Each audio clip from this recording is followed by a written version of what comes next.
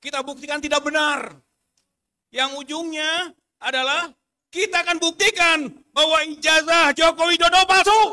Jangan ngarang takdir sendiri, ya. Maka tidak pernah terjadi proses pro justisia. Tidak pernah terjadi proses terbuka untuk menunjukkan bahwa ijazahnya itu palsu. Dalam kaitan dengan diskusi kita berkaitan dengan ijazah palsu Joko Widodo yang diduga sangat kuat itu akan terbukti dalam waktu dekat, maka ada beberapa hal yang menjadi catatan pada kesempatan ini. Yang pertama adalah apa yang diuraikan oleh Dr. Roy Suryo maupun oleh Dr. Tifa dan mungkin juga sudah bisa ditangkap, diuraikan nanti oleh Dr. Rismon Sianipar. Itu seluruhnya sudah kita kompilasikan dan sudah kita laporkan dalam bentuk dokumen hukum ke pihak Barreskrim Mabes Polri. Jadi itu semuanya sudah masuk. Dengan dasar itulah maka diproses melalui surat perintah penyelidikan. Jadi tindak lanjutnya adalah surat perintah penyelidikan dari Mabes Polri dalam hal ini Barreskrim, yaitu tanggal 10 April 2025. Kemudian pada tanggal 22 Mei 2025, Dirtipidum, Brigjen Johandani Rahadjo Purwo, itu mengumumkan bahwa penyelidikan dihentikan karena tidak ada unsur pidana yang didapatkan. Tentu itu sangat mengejutkan dan bagi TPUA yang melaporkan atau mengadukan dalam kapasitas pengaduan masyarakat, itu hal yang tidak benar, gitu kan, dan hal yang melanggar hukum. Maka kita mengajukan keberatan pada tanggal 26 Mei 2025. Diajukan keberatan. Keberatannya itu dengan berbagai argumen hukum. Bahkan kemudian didesak agar ada gelar perkara ulang. Karena gelar perkara yang dilakukan pada waktu awal dan menetapkan penghentian penyelidikan itu adalah gelar perkara yang cacat hukum. Nah, gelar perkara ulang itu terminologinya adalah yang disebut dengan gelar perkara khusus. Dan ternyata dalam proses berikutnya gelar perkara khusus itu dikabulkan. Saya kira keberatan kita itu yang menyatakan dengan berbagai alasan hukum yang kita kemukakan itu dinilai benar. Sebab kalau tidak dinilai benar, dia akan tetap berjalan proses penghentian, tapi ini tidak, yaitu gelar perkara khusus dikabulkan tanggal 3 Juli yang lalu, yang kemudian ditunda tanggal 9 Juli 2025 yang akan datang. Dengan gelar perkara khusus inilah, sekarang kita punya harapan, apa-apa yang telah disampaikan oleh para ahli, bukti-bukti yang sudah kita masukkan, kita akan bongkar dan berikan serta kita debatkan di sana. Dan apa-apa yang telah dia kemukakan dalam bentuk alasan-alasan sehingga dihentikan penyelidikan, kita buktikan tidak benar. Yang ujungnya adalah kita akan buktikan bahwa ijazah Joko Widodo palsu. Nanti pada waktu gelar perkara khusus. Ini strategis. Ini kesempatan baik buat kita untuk menguji secara terbuka, objektif, transparan. Dengan semaksimal mungkin kita ajukan argumen-argumen sehingga rakyat Indonesia, bangsa Indonesia bisa tahu bahwa yang disebut dengan dugaan ijazah palsu Jokowi terbukti di forum itu, pada tahap itu. Sehingga penyelidikan nanti naik ke penyidikan. Dari penyidikan diproses ke pengadilan. Di pengadilan akhirnya dituntut hukuman. Dan dari tuntutan divonis hukuman bahwa Jokowi melakukan pemalsuan ijazah, penggunaan gelar palsu yang semuanya adalah pelanggaran hukum yang kita akan lihat dan saksikan oleh seluruh bangsa dan rakyat Indonesia. Ini proses. Ini membongkar satu predikat bangsa Indonesia. MIT Press Direct Survey Research dengan menarik 40 jurnal internasional yang menyimpulkan Indonesia negara kedua melakukan kecurangan akademik di bawah Kazakhstan, di atas Irak. Indonesia ini negara kedua yang melakukan kecurangan akademik, baik sistem penjokian, jurnal predator, sampai fake document, fake certificate. Yang tentu salah satunya Joko Widodo itu. Saya kira itu kita yakini berdasarkan proses-proses yang sudah dibongkar, dikaji, dianalisis oleh para ahli, Dr. Rizman, Dr. Roy, dan yang lain-lain, bahwa skripsi palsu, ijazah palsu. Ini akan menjadi sebab pembongkaran kepalsuan-kepalsuan lain. Ini namanya documentary corruption, korupsi dokumen, atau certificate corruption. Ini mulainya ini. Karena dari situ Jokowi memulai. Setelah itu, maka ada yang disebut authority corruption. Korupsi otoritas, kekuasaan, kewenangan, abuse of power. Dari mulainya ijazah, dari dokumen. Kesananya, final, yang disebut dengan finalnya adalah financial corruption. Financially corruption, korupsi finansial. Maka itulah yang OCCRP tingkat dunia menetapkan bahwa Joko Widodo adalah salah satu daripada kepala negara atau tokoh yang terkorup di dunia. Itu financially corruption, korupsi finansial. Jadi mulainya dokumen, kemudian kewenangan, akhirnya urusan duit yang dirampok, duit yang dikorupsi, kekayaan negara yang dirampas dengan tidak hak, rakyat yang disengsarakan akibatnya. Oleh karena itulah maka menjadi strategis apa yang kita lakukan. Bapak Ibu yang saya hormati, saudara-saudara sekalian, maka harapan kita dengan Forum Diaspora Indonesia yang tadi disebutkan oleh Dr. Tifa, kita akan angkat kasus ini ke tingkat dunia. Kita berharap nanti bukan hanya ada universitas di dunia ini, di berbagai daerah dan negara kita yang ada mungkin diaspora kita, atau juga lembaga-lembaga riset yang ada dalam skala internasional, bisa mengangkat dokumen ini.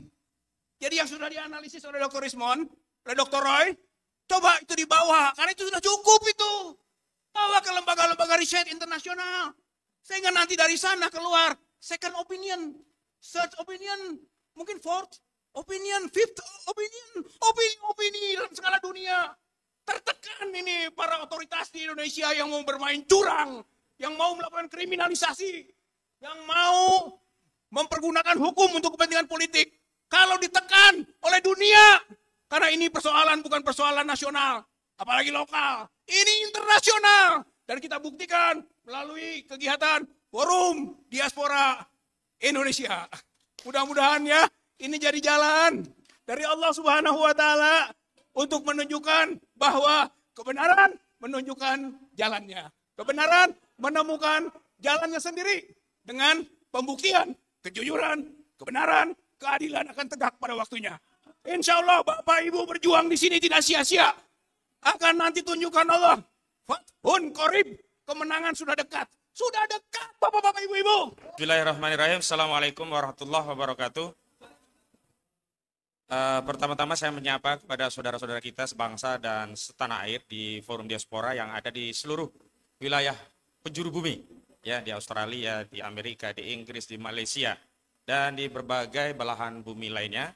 Alhamdulillah kita meskipun dipisahkan posisinya, tapi kita punya suasana kebatinan yang sama, yakni kita peduli terhadap bangsa kita, negeri kita, dan tentu saja tempat di mana kita lahir dan dibesarkan, kita ingin menyelamatkannya, baik untuk periode di saat kita hadir berdiri sini, maupun untuk periode generasi kita selanjutnya. Yang kedua, selamat datang juga kepada seluruh pengabang, rekan-rekan aktivis, para advokat, juga para tokoh, yang hari ini hadir langsung secara offline. Mudah-mudahan kita semua makin kuat ya ikatan persaudaraan dan terjadi konsolidasi yang lebih masif lagi. Baik, ada beberapa hal yang ingin kami sampaikan. Yang pertama, insya Allah pada hari Senin tanggal 7 Juli 2024. Oh ya, sorry. Saya tambah satu, kurang lengkap ya. 2024 ditambah satu, yakni 2025. Kita akan datang ke Polda Metro Jaya untuk memberikan informasi tentang sikap kita, kenapa pada undangan klarifikasi sebelumnya tidak hadir, dan kenapa ada undangan klarifikasi disampaikan lagi kepada kami, dan seluruh pihak yang diundang akan dihadirkan. Tadi baru saja kami rapat bahwa pihak-pihak yang diundang insya Allah juga akan hadir langsung, terutama Bang Egy Sujana yang sebelumnya ada udzur sakit juga akan hadir, juga Bu Kurnia, juga Pak Rismo, dan yang lainnya lah semuanya akan hadir untuk juga menegaskan bahwa kita ini tidak sedang menghindari undangan, tapi kita memang memberikan atensi terhadap undangan sesuai dengan urgensi. Itu yang pertama. Jadi saya mohon yang punya waktu untuk bisa bareng-bareng mengawal. Ya, Pak Rismon dan Pak Roy dan kawan-kawan di hari Senin tanggal 7 Juli 2025 upayakan jam 8.30 sudah di lokasi. Kumpul di Polda Metro Jaya. Rekan-rekan media juga kami undang. Karena agenda awalnya kita nanti akan konferensi pers, sebelum akhirnya kita semua akan menemui penyidik di unit-unit yang telah ditetapkan sesuai dengan undangan klarifikasi. Yang kedua, ini juga syukur kita kepada Allah Subhanahu wa taala, dan ini kita apresiasi kepada TPUA terutama yang dipimpin oleh Bang Egy, yang suratnya juga dikirimkan secara resmi oleh Bang Rizal Fadilah dan Bang Azam Khan. Karena pada hari Rabunya tanggal 9 Juli 2025 kita mendapatkan undangan gelar perkara khusus yang sebelumnya dimohonkan berdasarkan ketentuan pasal 31 dan pasal 35 Perkapolri nomor 6 tahun 2019. Jadi memang saya juga perlu berikan penjelasan, sebelumnya memang undangannya untuk hari Kamis yang lalu, tetapi di reschedule oleh pihak Biro Wasidik Barreskrim Mabes Polri, dan alhamdulillah di poin 3 pada surat undangan gelar perkara khusus itu TPUA mendapatkan keleluasaan dari Biro Wasidik untuk hadir dan membawa pihak-pihak yang diperlukan dalam proses gelar perkara khusus. Kita juga mengharapkan semua nanti ikut ngawal ya. Jadi kita pengawalan minggu depan itu ada 2 hari. Hari Seninnya pengawalan pemeriksaan di Polda Metro Jaya, ya. Hari Rabunya mengawal untuk pelaksanaan gelar perkara khusus di Barreskrim Mabes Polri. Gelar perkara khusus terkait hasil penyelidikan Barreskrim Mabes Polri yang terakhir menyampaikan penghentian kasus penyelidikan terhadap dugaan ijazah palsu yang dilaporkan oleh TPUA. Jadi kita berharap temuan-temuan baru, juga fakta-fakta baru termasuk bukti-bukti dan keterangan ahli yang sebelumnya belum dipertimbangkan oleh pihak Barreskrim ini kita sodorkan ulang dan akan membuat keputusan yang diupdate ya. Karena apa? Karena ada tambahan data, fakta, dan keterangan-keterangan ahli yang akan disampaikan. Nah, di luar itu saya ingin menyampaikan terima kasih kepada seluruh pihak yang telah mendukung perjuangan Pak Roy Suryo dan kawan-kawan, dan kami tegaskan ini bukan perjuangan pribadi tapi perjuangan Pak Roy demi bangsanya, negaranya, demi membersihkan legasi sejarah bangsa Indonesia dari tuduhan pernah dipimpin seorang presiden berijazah palsu. Tadi saya setuju dengan statement Bang Salamet Ginting, ya kalau memang palsu ungkap saja, lebih baik mengungkap palsu tidak perlu disembunyikan, itu akan lebih mudah ya membersihkan legasi bangsa kita ketimbang terus mengubur kepalsuan ini tanpa kejelasan. Nah, saya juga harapkan pihak-pihak yang punya urusan dan mengerti, terutama melihat, mengalami, mendengar sendiri kasus ini untuk bicara. Kalau hari ini yang bicara baru Pak Betor Suryadi, kita harapkan ada keteguhan, keberanian, dan komitmen untuk berpikir demi bangsa dan negaranya untuk mengungkap kebenaran itu ketimbang harus mengubur aib bersama dirinya dengan dosa-dosa sejarah yang akan diwariskan kepada anak bangsa. Ini himbauan. Karena kalau hanya mengandalkan bukti, bisa saja bukti itu dikesampingkan. Tetapi ketika ada temuan dari pengakuan pihak yang terlibat langsung, yang sebelumnya nama-nama sudah disebut, saya meyakini ada nama-nama lainnya, silahkan untuk bersuara untuk membela negeri ini, bangsa ini. Ingat, kita lebih baik kehilangan legasi Jokowi ketimbang kita kehilangan legasi bangsa ini. Setuju? Dan yang terakhir, saya ucapkan kepada pihak-pihak yang hari ini diundang klarifikasi walaupun statusnya belum ada sama sekali. Apakah terlapor atau apa, belum ada. Saya himbau, saya beri nasihat untuk meneguhkan komitmen, dan ini adalah perjuangan bukan hanya rakyat, perjuangan kita dan terutama ada orang-orang yang dipilih untuk mengambil peran dalam perjuangan lebih besar dan tentu saja dengan kompensasi pahala yang lebih besar, tetapi setiap kompensasi pahala yang lebih besar akan berbanding lurus dengan beban yang lebih besar. Jadi bergembiralah dengan perjuangan itu, tidak perlu bersedih hati, bahagia dengan qadha yang sudah ditentukan Allah, sebab tidak ada qadha dari Allah itu yang buruk. Dan Allah tidak akan pernah membebankan urusan kepada suatu kaum di luar kapasitasnya. Jadi Allah yang maha tahu, maha mengerti kapasitasnya, maha membuat skenario terbaik, maha baik takdirnya. Jadi jangan ada praduga, jangan ada suuzon, jangan ngarang takdir sendiri. Ya, maksudnya apa? Jangan berpraduga kalau begini nanti saya akan dipenjara, itu ngarang takdir sendiri. Padahal yang menentukan takdir kita, penanya ini sudah ditulis oleh Allah Subhanahu wa taala jauh sebelum ruh itu ditiupkan kepada kita. Jadi tidak perlu khawatir, tidak perlu cemas, jalani dengan keikhlasan, bahkan bahagia karena diberi beban yang lebih besar, artinya akan ada kompensasi yang besar. Demikian dari kami. Wassalamualaikum warahmatullahi wabarakatuh. Assalamualaikum warahmatullahi wabarakatuh. Alhamdulillahirabbil alamin. Allahumma sholli ala sayyidina Muhammad. Pertama, saya kira kita perlu menanggapi atau memberi penilaian terhadap acara ini. Acara yang diselenggarakan oleh Bang Refli dan Forum Diaspora Indonesia, FDI. Jadi kolaborasi ini saya nilai sebagai awal dari gelar perkara khusus.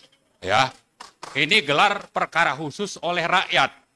Dan saya kira ini lebih objektif untuk menjadi dasar para pengambil keputusan, terutama Pak Prabowo yang punya kuasa terhadap Kapolri. Untuk diapain ini Kapolri? Ya, jadi menilai acara ini, tadi saya lihat presentasinya Mas Roy, itu sangat jelas. Lalu ada Lae Rismon. Ini sesuatu yang tidak terbantahkan. Jadi karena itu, tidak ada alasan, seandainya pun nanti mau tertutup, ya, kalau memang mau gelar perkara khusus, lakukanlah terbuka. Lakukanlah sesuai dengan aturan main hukum, yaitu pro justisia. Jadi ini satu hal. Kemudian yang kedua, kita sebetulnya kalau bicara ijazah palsu ini mirip-mirip dengan yang terjadi di PIK 2. Apa yang dilakukan oleh orang-orang di level kedua dari Pak Prabowo, itu bukan berupaya untuk membongkar kejahatan. Nah, sama juga ini, yang dilakukan Polri ini, saya nilai bukan untuk bagaimana keadilan atau hukum ditegakkan. Kalau kita lihat Undang-Undang Polri, nomor 2, 2002, itu kan ada 3 tugas pokok, memelihara keamanan dan ketertiban masyarakat. Kemudian yang kedua, menegakkan hukum. Yang ketiga, melindungi masyarakat kita ini. Nah, apa yang dilakukan oleh Polri? Apakah sudah menegakkan hukum? Ya, karena itu saya anggap Polri itu bagian dari Jokowi yang pimpinannya itu harus segera diganti oleh Prabowo. Kenapa? Karena dia tidak menjalankan hukum, tugas pokoknya sesuai dengan Undang-Undang Polri, terutama terkait kasus ini secara pro justisia. Jadi Polri-nya sendiri memang menjadi masalah bagi kita untuk bagaimana hukum atau asli tidaknya ijazah Jokowi itu bisa terungkap. Kenapa? Karena memang tadi yang terjadi adalah bagaimana Polri itu berada memihak untuk melindungi bagaimana supaya kejahatan Jokowi ini bisa ditutupi, yaitu terutama dari sisi kepalsuan ijazah. Kemudian yang ketiga, kalau kita bicara Polri, misalnya terkait dengan penegakan hukum. Bicara tentang bahwa Polri ini sebetulnya sudah menjadi bagian dari konspirasi yang di bawah kendali Jokowi. Sementara kalau bicara ijazah palsu, menurut KUHP 263, ini adalah delik pidana yang ancamannya itu 6 tahun, 7 tahun. Lalu setelah berbohong, dia menjadi presiden, kejahatan otoriternya ini bertambah-tambah termasuk menggunakan jasa dalam petik Polri. Belum lagi banyak hal-hal yang terkait dengan bagaimana petisi 100 misalnya, Pak Rizal hafal itu berapa banyak undang-undang yang sebetulnya dilanggar oleh Jokowi selama menjadi presiden. Jadi dimulai dengan ijazah palsu, pidana 7 tahun, berlanjut dengan berbagai kejahatan. Ya, ini kan sudah bisa sebetulnya kita menganggap Polri ini berkonspirasi, kolaborasi dengan Jokowi melakukan kejahatan. Termasuk bagaimana Polri itu bekerja untuk aguan misalnya. Atau berbagai hal lain. Jadi karena itu kita memang harus menyadari yang kita hadapi itu bukan cuma Jokowi, ini satu orang. Yang lain itu adalah Polri yang memang bagian dari konspirasi jahat. Jahat bukan cuma pidana ijazah, tapi berbagai kejahatan lain yang kita saya kira sudah banyak paham dan banyak sudah mengumpulkan bukti-bukti. Nah, jadi karena itu saya kira yang mendesak untuk kita lanjutkan adalah bagaimana proses pro justisia, terutama melalui yang namanya gelar perkara khusus itu bisa terlaksana dengan benar. Dan untuk itu ada beberapa lembaga yang kita ketuk pintu hatinya untuk juga bersuara. Salah satunya itu adalah partai. Saya mengasumsikan Bitor itu hanya orang di bawah dan tidak terlibat dalam pengambilan keputusan waktu pencapresan Jokowi misalnya. Jadi bisa saja Jokowi, PDIP itu tidak paham atau tidak tahu bahwa ini ijazahnya palsu. Tapi cukup banyak sepertinya partai-partai lain itu tertipu. Ya, karena tidak tahu di awal bahwa sebetulnya ijazahnya bermasalah. Ini sama kasusnya dengan Prabowo tertipu oleh Fufu Fafa yang justru melakukan hate speech, ya, menjelek-jelekan keluarga Prabowo. Tapi itu terungkapkan setelah ada pencalonan presiden dan wakil presiden. Jadi saya tadi memperhatikan apa yang disampaikan oleh Pak Samad. Saya kira bisa saja partai tidak mau ya. Saya kira alasannya bisa saja partai dulu saya nggak tahu, sekarang sudah tahu bahwa ini penjahat sebetulnya. Saya tidak tahu kalau dulu itu dia berbohong, ijazahnya palsu, maka saya dukung. Tapi kalau sudah tahu dari awal, kan bisa begitu sebetulnya kasusnya. Jadi karena itu kita menghimbau ya, satu kepada Pak Prabowo, penjahat di Polri ini yang dipimpin oleh yang namanya Sigit Kapolri, itu harus segera diganti karena terlibat dalam proses kejahatan sistemik kriminal. Ya. Yang kedua, kita minta DPR juga menaruh perhatian dan melakukan sesuatu, termasuk PDIP. Ya, kalau sudah ditipu Jokowi, ya jangan diam saja. Ya. Jadi partai-partai kita tuntut. Kemudian yang ketiga, kita mau supaya kampus-kampus bersuara untuk menegakkan hartabat martabat ya bangsa kita ini, yang ini saya kira aib besar ya, bagaimana perguruan tinggi yang dihormati kok malah melakukan kejahatan dan justru tunduk kepada Jokowi misalnya seperti UGM. Nah, karena itu juga mungkin saya sepakat itu yang akan dilakukan oleh alumni, sudah menyatakan pernyataan sikap, dikasih ultimatum berapa hari, ini supaya mundur saja itu yang namanya rektor dan semua pimpinan yang ada di atas yang membela ijazah Jokowi itu. Kemudian yang mana yang lain? Saya kira ormas-ormas ya, atau gerakan-gerakan dari mahasiswa dan sebagainya, mari kita bergabung bersama-sama untuk apa? Untuk supaya yang namanya gelar perkara khusus pro justisia ini bisa benar-benar terwujud dalam waktu dekat.